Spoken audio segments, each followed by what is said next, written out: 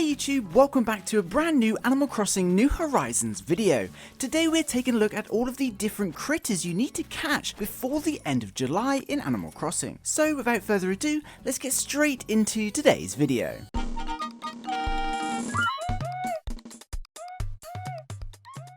We are about halfway through July in Animal Crossing New Horizons and pretty much in the middle of the summer and winter seasons depending on which hemisphere you're in.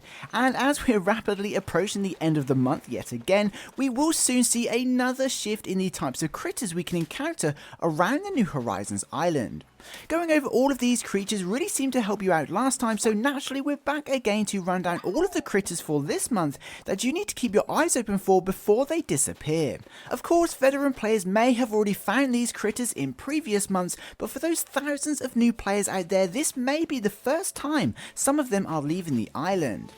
Given we are in the height of summer in the northern hemisphere and midwinter in the southern hemisphere, you'll be pleased to know there are only a handful of critters to catch.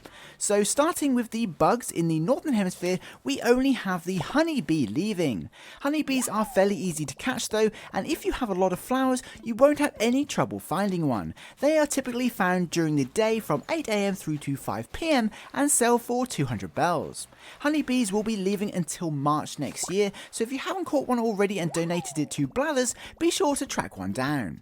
Now, given the super snowy weather in the southern hemisphere, no bugs are leaving the island this month. This is pretty much because it's already winter and most of the bugs have already left to find warmer weather. And that's it for the bugs. So with bugs out of the way, and before we take a look at the creepy deep sea creatures, let's take a look at the fish due to leave by the end of the month. Again, due to the time of year, the northern hemisphere only has one fish leaving, and it's not really even a fish. The tadpole, which can be found all day long inside small ponds, will be leaving the New Horizons island at the end of the month, and won't actually be returning until 2022.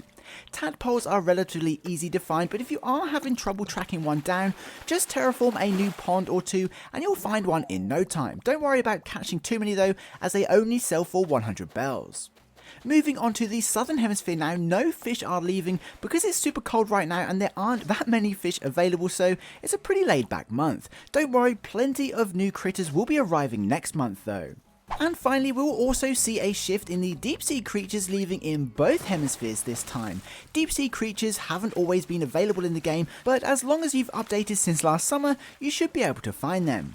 Anyway, starting with the northern hemisphere, we only have one deep sea creature leaving, which is of course the seaweed. Seaweed is super easy to spot as it has a large shadow and doesn't swim around like the others. You can find this all day and can even help you make some quick and easy money as it sells for a nice 600 bells. Don't worry if you don't find seaweed though, as it will return to the island in October. Now finally, the southern hemisphere has something to keep their eyes open for, as two deep sea creatures are leaving at the end of the month. These include the common abalone, which has a medium shadow and swims around quite slowly, and the rarer and larger lobster, which may be slightly more difficult to encounter as it swims pretty fast. The abalone can be found during the evening from 4 PM through to 9 AM, with the lobster spawning all day, both of which are only gone for a few months as they return later in the year. The good news is the deep sea creatures sell for 2,000 bells and 4,500 bells respectively, so are great if you're looking to make some quick bells.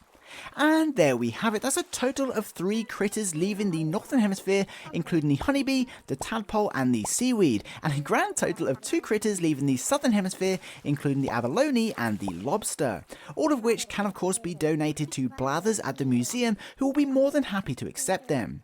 As you know, July is probably the easiest month for content and things to do, but don't worry, these seasons begin to change next month and we will see a larger shift in the critters and activities we can do around the New Horizons island, but we'll cover those in more detail nearer the time. Anyway, what do you think about the critters leaving this month? Have you already completed your Critterpedia, or are you still trying to track down some of the last minute deep sea creatures? Be sure to let us know your thoughts in the comments below. Anyway, that pretty much wraps up this video. Of course, I'd like to thank all of the Patreon and channel members for supporting this content and helping me upload as regularly as I do. I couldn't do it without you. As always, if you made it to the end of the video, be sure to leave a like and comment critters just to let me know. That would be super awesome, and please be sure to include if you still find this kind of guide video useful. I'd love to know. Anyway, until next time, have an amazing day, stay safe, and I'll see you in my next video.